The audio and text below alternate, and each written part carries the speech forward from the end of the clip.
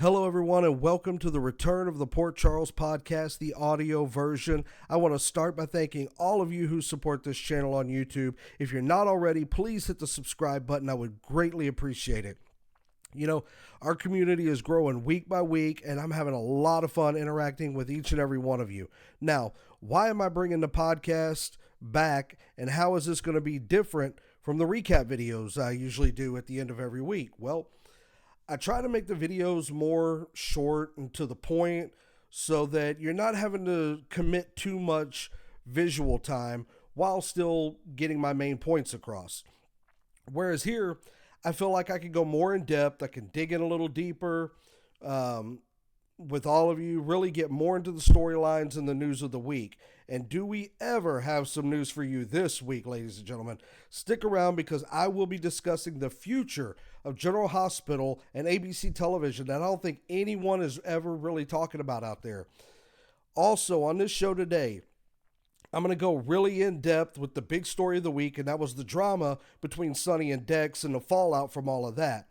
I'll talk about the growing war between Drew and Nina, the relationship between Christina and Blaze, Laura and Kevin becoming parents, and so much more. Now, towards the end of the show, I'll even get into next week's spoilers, and we're going to play a fun little game of This Week in General Hospital, thanks to our friends over at Soap Opera Digest. Now, most of the week was occupied by Sonny and Dex, right? Sonny got information from Brick that Dex had an offshore bank account and two large deposits were made into the account from a shell company right after the two attacks on Sonny. Well, Sonny puts two and two together and comes up with the solution of Dex being the rat, which, I mean, is true and it's not true at the same time.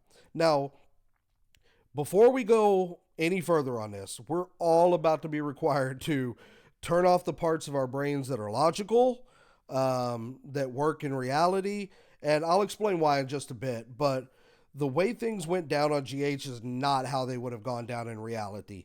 So, Sonny has his men grab Dex, right? They take a trip out to the Pine Barrens, which, based on my knowledge of the history of The Sopranos, I believe the Pine Barrens is in New Jersey, but I could be wrong on that. But it's here where Sonny tells Dex that he knows Dex is the rat. Dex tries to plead his case. He insists, hey, I haven't betrayed you. But Sonny finds a second cell phone on Dex. And when he asks, hey, why do you have this second cell phone? Dex won't say.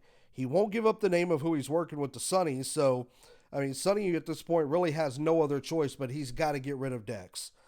But wouldn't you know who won the pony? Old Carly shows up right on time to save the day. She tells Sonny that Dex isn't working for another mob organization. He's working for her. Now, how that makes any sense in the world, I have no idea. But that's what, that's the story she comes up with. And of course, Sonny sees right through it. Carly, you ain't got no money. How are you paying off anybody when you ain't got no money? Well, he quickly figures out that, okay, you're covering for somebody. And you'd only cover for family. So it's not Jocelyn and it's not Donna. So it must be Michael. And so he quickly figures that out. And of course, Carly doesn't say anything, and she doesn't have to. He can see it all over her face. And for whatever stupid reason, Sonny allows Dex to just walk away and leave. I mean, wait, what? He just, okay, bye. Now, here's where I'm tapping back into the logical part of my brain for a minute. In what reality would Sonny have ever let Dex just walk away? I mean, if this were reality, there wouldn't have been any conversation, there wouldn't have been any questioning, and there certainly wouldn't have been any, poetic soliloquy on Sonny's part. They would have just walked right out to the Pine Barrens. Sonny would have put two in the back of Dex's head, and he would have just disappeared without a trace. But since this is daytime television, we got to suspend our disbelief here. But seriously, at some point, someone is going to have to explain to me what Sonny actually does that is mob-like behavior. I mean, back in the day, fans used to refer to it as the Gummy Bear Mob because Sonny and Jason didn't actually do anything mob-related. except maybe, they got into a shootout once in a while with their enemies, but that was really about it. I mean, we know they control the docks, they control the unions, but they don't do anything that's actually criminal. They don't deal in drugs. You never see them like shake down local businesses or launder money or any other kind of racketeering activities. But, anyways, I digress. So, we ended the week, Sonny telling Dex, look, the only way you survive this whole thing is hit the road, run, never come back. Oh, and by the way, you're not taking Jocelyn with you. You're not even talking to Jocelyn. You're leaving everything and everyone, and you're leaving right now. So, of course, it looks like at the end of Friday, Dex is left. Jocelyn comes to Dex's apartment, but she only finds Sonny, and he tells her Dex is gone. Don't worry, he's still alive, but he's gone. Now, of course, this leads to Jocelyn firing up round number 25 of Sonny, I Hate You, which, of course, Sonny was expecting. So, Sonny has confronted Dex, he's confronted Michael, he's somewhat now confronted Jocelyn, although he really didn't call her out for her part in all of this. He still hasn't seen Carly since the trip in the woods, and the only comfort that Sonny has in the world right now is Ava Jerome. So, God help us if these two ever become a true power couple. Now, speaking of Ava Jerome, we found out on Thursday and Friday that her sister Olivia was killed during a transport from Pentonville. Now, this is tied in with the hits on Sonny, but now they're dragging Ava Jerome into it more and more. And believe me, don't make the mistake of thinking that Ava is just some docile little art dealer here. She's a Jerome after all, and she has definitely flexed her muscles plenty of times in the past. So she seems to be doing okay after the shooting in Puerto Rico, and she didn't really seem too fazed by her sister's death. I don't think they really got along too well. So, what's going to be Ava's breaking point in all of this? And where does Sonny go from here? I mean, he's losing everyone around him. Nina, Carly, Michael, now Dex. I mean, will his spiral into this despair cause him to make some bad decisions when it comes to Ava? All I can say is don't do it, Sonny. You don't need any more kids running around Port Charles. So just don't do it. Don't go there. Don't cross that line because we don't need another one of these. Now, I know that was a lot just now, but the whole Sonny and Dex storyline really did take up the bulk of the week. So, moving on. Things are really escalating between Drew and Nina. On Monday, we saw Drew and Carly get off the Metro Court elevator at the Crimson office, only to find out that Nina has ordered a construction crew to renovate every wall in the Crimson office.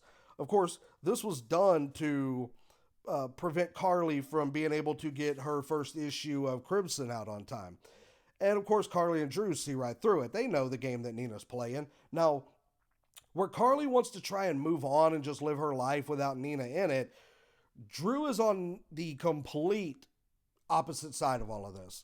He wants to actively pursue vengeance against Nina and leave her completely alone with no one and nothing and just completely humiliated.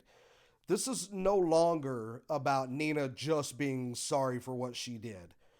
There's a new edge to Drew, and he wants full revenge on Nina. And now I have to admit, I kind of like this new side of Drew. He's a little rougher around the edges. He has more to him, and I like that. Ever since Cameron Matheson took over the role, the character, it's really been kind of plain and boring. And even back when Billy Miller was playing the role of Drew, like after the first, reveal of him being Drew, there for a while it was fine, but then they just didn't really do anything with the character. It was almost like they wanted him to be Jason until Steve Burton decided to come back, and then it was like, well, we really weren't preparing for this other character of Drew, so we'll just kind of push him into the background. But now I think we're going to get to really see what Cameron can bring to this role and this character, and it'll be fun to watch. But how do you think this war between Drew and Nina is going to end? They're definitely on a collision course, and somebody is inevitably going to get hurt from this. My only question is, how bad is this going to be in the end? So now on a different note, let's talk about love, shall we? Let's talk about love for a little bit. I mean, it was just Valentine's Day this past week on Wednesday, and I hope you all had a great one. My wife and kids and I actually celebrated Valentine's Day on Tuesday, and I have to say, I'm actually now a big fan of celebrating that holiday a day early from now on. I mean, the restaurants are always so packed on Valentine's Day, and the amount of last minute shoppers that I saw on Wednesday was just insane. Now, in the love department, we're going to start with Christina and Blaze, or Allie is has been revealed to be her name. Um, since these two are getting a whole lot closer these days, Christina had to tell Blaze that she was pregnant with TJ and Molly's baby. Now, later on, Christina confesses to Molly that even though they agreed to keep this whole baby thing under wraps and keep it quiet, she did confess to telling Blaze about it. Molly at first was like, hey, how could you? I thought we were keeping this quiet. And then she quickly figures out, hey, there's more going on between you and Blaze, isn't there? This is more than just friendship.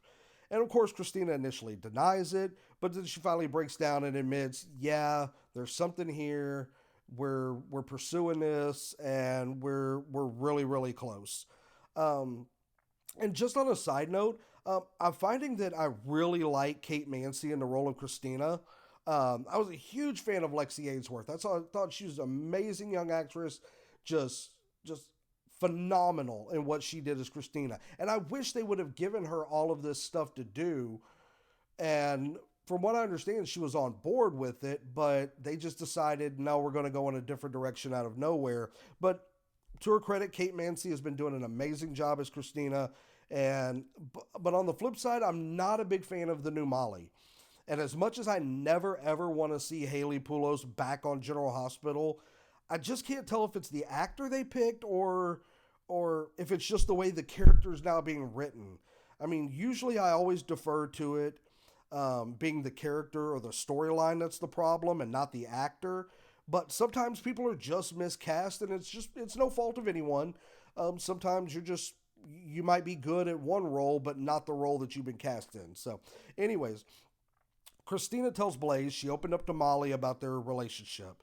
Blaze is still trying to figure out the whole being gay thing. She tells Christina that she's happy being with her, but she still hasn't come out to her parents because she's afraid of how they're going to react and if they'll be accepting. But she does say that her mom is coming to Port Charles next week, so she'll make this big confession to her when she visits. Oh, and in a bit of big news, the actress playing the part of Blaze's mother will be none other than Eva LaRue. And many of you may know her from her days on All My Children. Um, I believe she was there from 1993 to 1997, and then again from 2002 to 2005. I'm more familiar with her from her time on CSI Miami. I was a fan of that show several years ago and definitely love some Eva LaRue on there. So I'm happy to see that she's making a guest appearance. I do think that this can officially end the rumor of Blaze being Sky Quartermain's daughter that's now all grown up.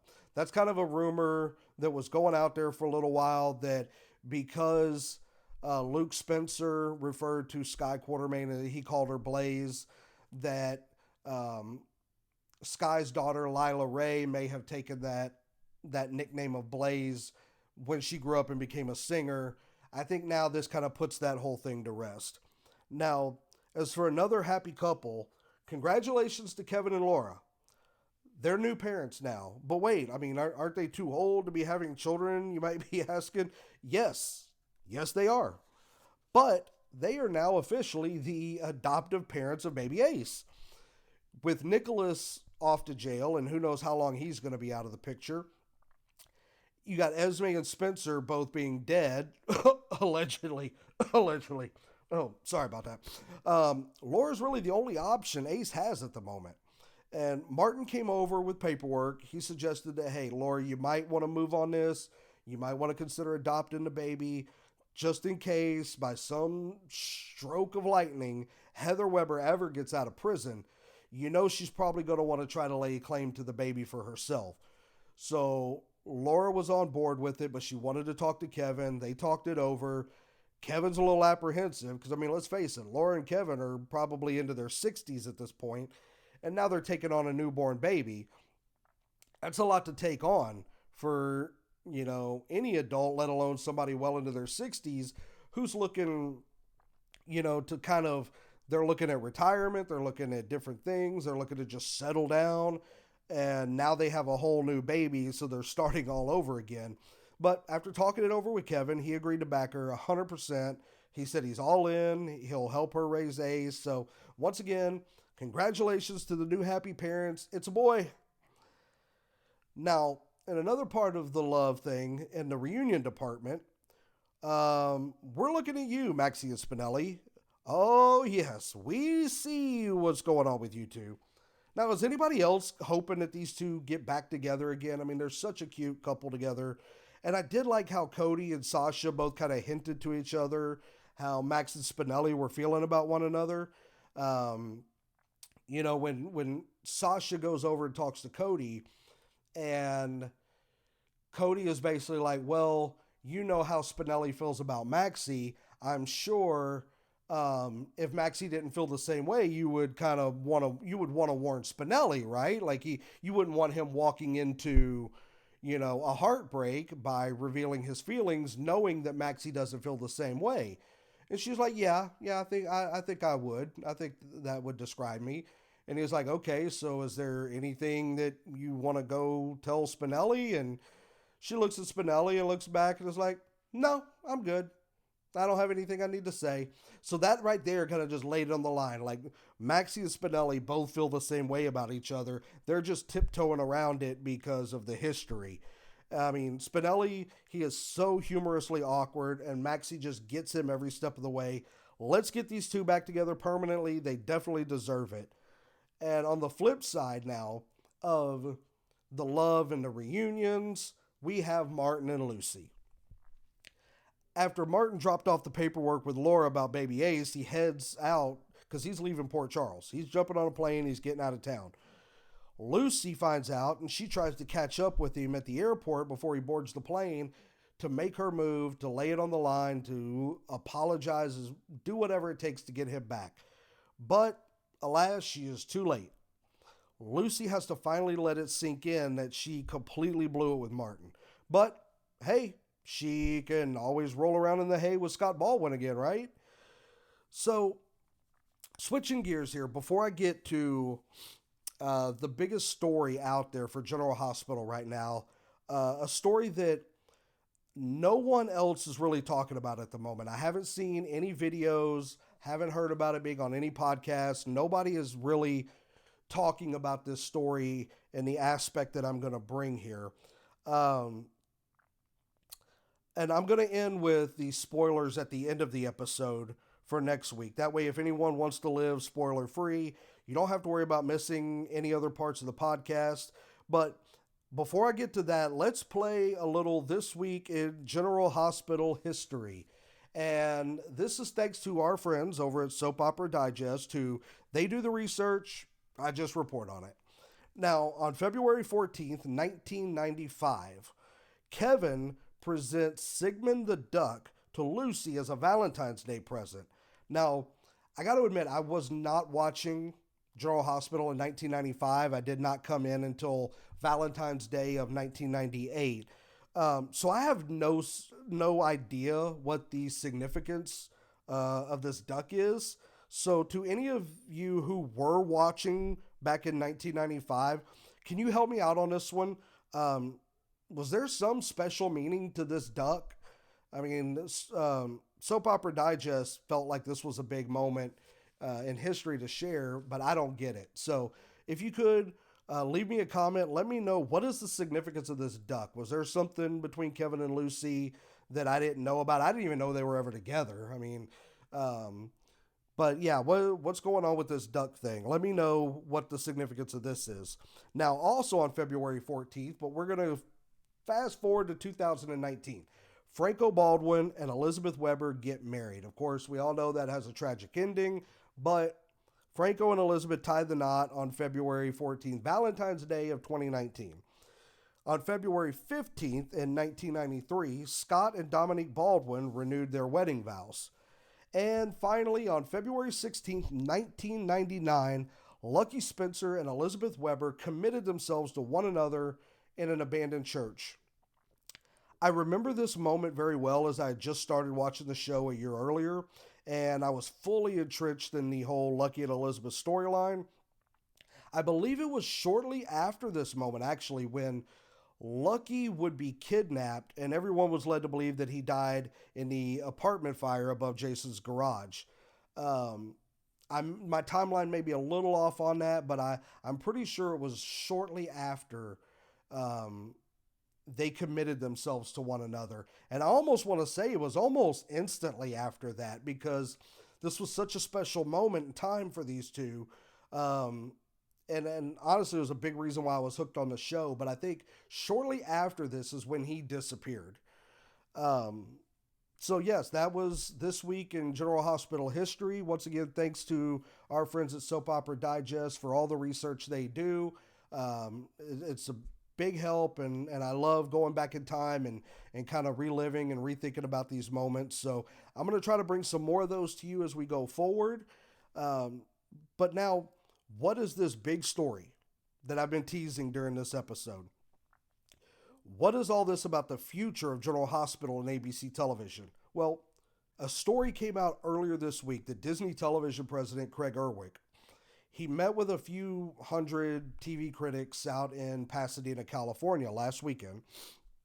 And Disney, as you know, um, they own ABC television, they own Hulu, they own Disney Plus. Now, during this Q&A session, Erwich was asked about the future of General Hospital on the network, as it's the longest running television show in ABC network history.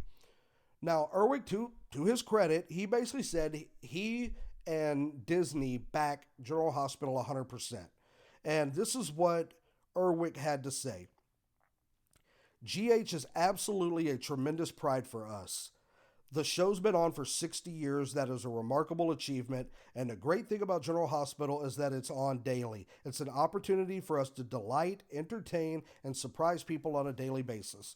The joy is to have an audience who has watched the show for 60 years. They're now watching with their kids and grandkids. Because the stories are on a daily basis, they just become a part of people's lives, and that's the goal of ABC. We're very committed to the show. You saw the way that we celebrated the 60th anniversary. We do that because it's a show we're very proud of. We remain deeply committed to General Hospital. Now, you might be asking yourself, if ABC is so committed, what does this have to do with their future? I mean, certainly GH isn't going anywhere if ABC is so committed to it, right? Well, don't worry, folks. General Hospital is not in any danger of being canceled or anything like that. But here's some news that's been out there that no one is really putting together and as it relates to GH. There is a new streaming platform that will be launched later this year in the fall. It's a joint project between Warner Brothers, Discovery, Fox, and ABC television. It's a new sports-based platform, which will also include all the ESPN channels, the Fox Sports channels, as well as cable networks, TNT, TBS, and some other ones. But Eric, what is this? What does sports have to do with General Hospital? I don't really care about sports. I'm not signing up for this new sports streaming service. Well, I'm here to tell you, it won't just be sports that hit this new platform. You see, the new venture, they're not going to be allowed to cherry pick what programming they want to take for their platform. Okay? They have to take everything. Are you a fan of, say, Abbott Elementary on ABC? That's going to the new platform. Do you or your kids like watching The Simpsons on Fox? That's going to a new home also this fall. What about those Friends or Big Bang Theory reruns that TBS likes airing so much? Those will be gone too. So the landscape of television is about to change big time, and folks, it's coming quick. And also, if this news wasn't bad enough, because this platform is going to be sports oriented. All the other programming the Abbott Elementaries, The Simpsons, The Big Bang Theories, and yes, General Hospital. All the other programming will apparently be hidden on the platform and won't be easily accessible. And this is coming from the industry insiders who have spoken about this new venture. And also, we're still really unsure when it comes to the pricing of this new streaming service. I've heard speculation and I've read online it could be anywhere from $30 to $60 a month to $40 a month to even say $29.99 to $34.99 a month to start, with it ultimately ending up around $60 a month. So this is definitely going to give people a lot to think about when it comes to budgeting out their small screen entertainment options. There's a lot of options out there. You have your YouTube TV, you have Hulu Live TV, you have myself, I use Direct TV streaming. And then you also have your Hulus, your Netflixes, your Disney Pluses, your ESPN Pluses. There's so many streaming options that now by adding another one that's going to be taking those network television shows, daytime and nighttime, and putting them on that one platform, it's going to give us more to think about what we want to invest our time and our money into. Now, on a positive note for General Hospital, the show is also currently available on Hulu every evening. And since Hulu is also owned by Disney, I could see a situation where GH goes to the new platform, but also airs in the evening on Hulu like it currently does. There's still a lot up in the air on this, folks, so we're not going to get down about it right now because there's still so much missing information. And as I get more information, I promise I'll keep you all up to date on everything. Right now I'm taking these preliminary pieces and I'm putting them together. I'm digging in, I'm doing the research, and because I want to know how this new platform is going to affect all of us in this GH community. And like I said, once I get more information, I'll be sure to bring this to you as quick as I can. Now, I'm going to get into some spoilers for next week. So if you want to live spoiler free, thank you so much for tuning in. I appreciate your time. Can't thank all of you enough for subscribing and staying with me and watching the videos, commenting. Please keep commenting. I get to as many of y'all as I can, and I'm enjoying the interaction. So if you're signing out now because you don't want to hear the spoilers, thank you so much for tuning in. For those of you who want to stick around, hat tip to the website. I use soaps.sheknows.com, so hat tip to them for these. But I just want to sincerely thank you all for tuning into the show. It really means a lot to see all the views, the likes, the comments. And I hope you'll all listen to these podcast episodes the same way, even though they're a little longer and they require more of your time. I appreciate all of you who want to take the time to spend with me to go over everything happening in General Hospital, the news, the recaps, the funny stories, the commentary, all of that. I greatly appreciate that. Now, coming up, Monday, February 19th, as Dex realizes he may need to leave town if he wants to stay alive, Jocelyn becomes more determined than ever. She is, after all, her mother's daughter, but will he ultimately have no choice?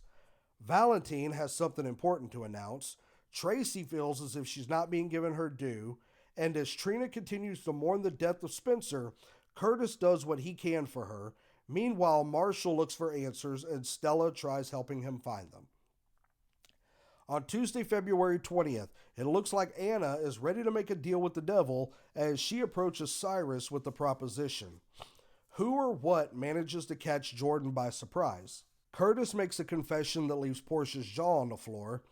Sonny and Dante have worked through a lot of issues over the years, so why is the Teflon Don suddenly rebuffing his son? And when Valentine tries to offer Nina advice, might old sparks reignite? Coming up on Wednesday, February 21st, the past is a funny way of not staying buried, especially where Ava and Sonny are concerned. When Nina shares something with Carly and Drew, will it only make an already tense situation even worse? Trina gives Jocelyn a pep talk.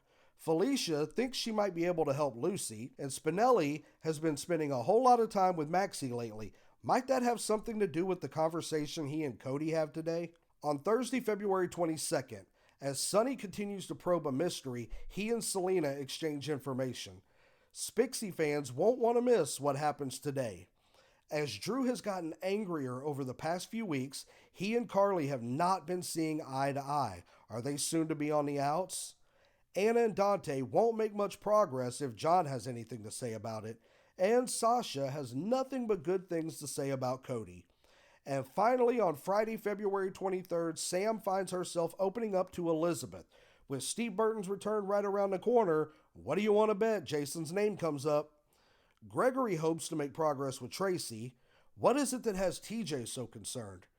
Here's hoping Sonny won't regret the very big decision he's about to make. And things are definitely heating up for Christina and Blaze as they share a romantic evening. Wonder how the singer's soon-to-arrive mom will react to their relationship. Ladies and gentlemen, thank you again so much for tuning in and allowing me to have a part of your day. I appreciate the support and all the feedback. This has been Eric from General Hospital Online, and this has been the Port Charles Podcast.